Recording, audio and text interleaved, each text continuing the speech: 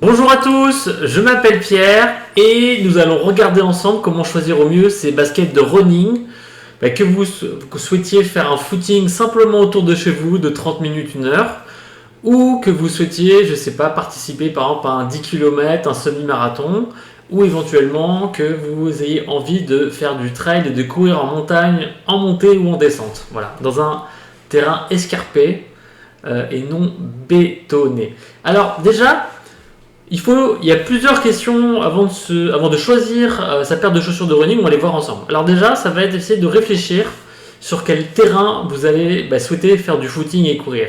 Est-ce que c'est sur route et plutôt sur du bitume, ou est-ce que c'est plutôt en forêt et sur des chemins qui sont, on va dire, non artificiels, ou troisième possibilité, est-ce que c'est plutôt en trail plutôt sur des choses, des aspects un peu plus escarpés, où il y aura un peu plus de technique, il faudra peut-être un peu plus s'agripper pour éviter de tomber. Alors, c'est important de se poser cette question parce qu'en fait, en général, les chaussures, elles sont faites soit c'est plutôt des chaussures bitume, soit c'est plutôt des chaussures de running qui sont faites sur le chemin, on va dire mixte forêt, terre non battue, je dirais, ou des chaussures de trail. Donc déjà, il y a 3 types de chaussures qui existent.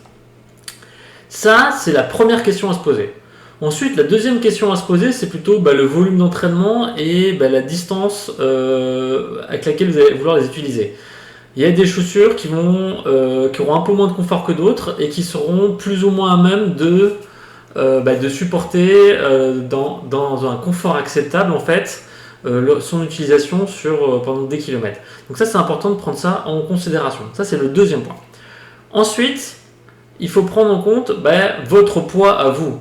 Ce qu'on recommande, c'est pour un coureur de moins de 80 kg, c'est plutôt d'avoir des chaussures qui font moins de 300 grammes. Et pour un coureur qui fait moins de 70 kg, ce serait plutôt d'avoir des chaussures inférieures à 250 grammes. Donc regardez bien votre poids, ça peut avoir un impact parce qu'effectivement, plus vous serez lourd, plus votre masse sera importante quand vous allez mettre la foulée.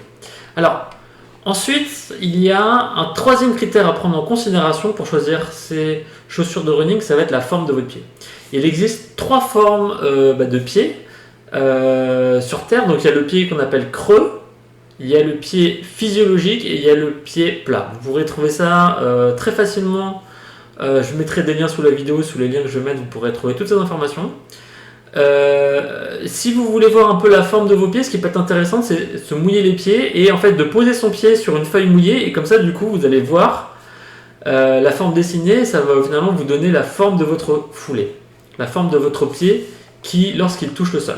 Pareil, on a vu donc le pied, donc on parle de la surface qui touche le sol, mais pareil, en fait il y a plusieurs types de foulées aussi. Donc il y a à la fois la surface qui touche le sol et à la fois la manière dont vous allez courir et vous allez toucher le sol. Il y a 3 types de foulées sur Terre, je dirais. Il y a ce qu'on appelle, la première foulée, c'est la foulée supinateur. Il y a la foulée pronateur et il y a la foulée universelle qui est la plus couramment répandue sur Terre. Ce qui peut être intéressant, c'est de consulter un podologue qui justement va vous permettre de faire une analyse par rapport à ça et qui va vous permettre de regarder un petit peu c'est quoi votre foulée à vous, quelle est l'angulation articulaire de votre cheville et finalement il va vous aider à vous aiguiller sur tel ou tel produit. Ça aura un impact aussi sur la semelle parce qu'en fait en fonction de votre position d'appui peut-être que la semelle à choisir ne sera pas la même parce que justement elle devra proposer une résistance et un confort sur l'endroit où vous faites un appui justement et du coup ça sera un critère à prendre en considération. Donc on ne peut que vous encourager à consulter soit un podologue ou éventuellement vraiment quelqu'un, un spécialiste, un vendeur spécialiste qui va permettre de vous aiguiller au mieux. Voilà. Après, dans les autres critères à prendre en considération, donc on a vu, il y avait aussi le gabarit et votre poids, et il y a aussi le confort. Est-ce que vous préférez, quel type de moelleux vous allez préférer? Il y a des gens, ils aiment bien, quand c'est pas du tout moelleux, ils aiment bien sentir le sol quasiment. Ça, il y a pas mal de marathoniens, vous savez, même si on remonte, c'était aussi l'histoire un peu des marathoniens carrément qui couraient sans chaussures. Eux, ils aimaient justement sentir vraiment le sol avec presque pas de moelleux. Bon, ça n'existe plus aujourd'hui. Mais c'est aussi à vous en faire en fonction de vos préférences. Voilà. Voilà pour tous les conseils et les réflexions à avoir avant de choisir sa chaussure de running. Il y a 2 possibilités. Soit de toute façon, vous allez en magasin et vous pourrez les essayer. Si jamais vous les commandez sur e-commerce, Vous pouvez les essayer, généralement, il faut les retourner. Mais effectivement, c'est important de vous sentir bien. Et je pense que il ne faut pas être économe sur la qualité, je dirais, sur le confort, parce qu'on sait que ça peut malheureusement aussi générer soit des mauvaises positions, soit des blessures. Donc voilà.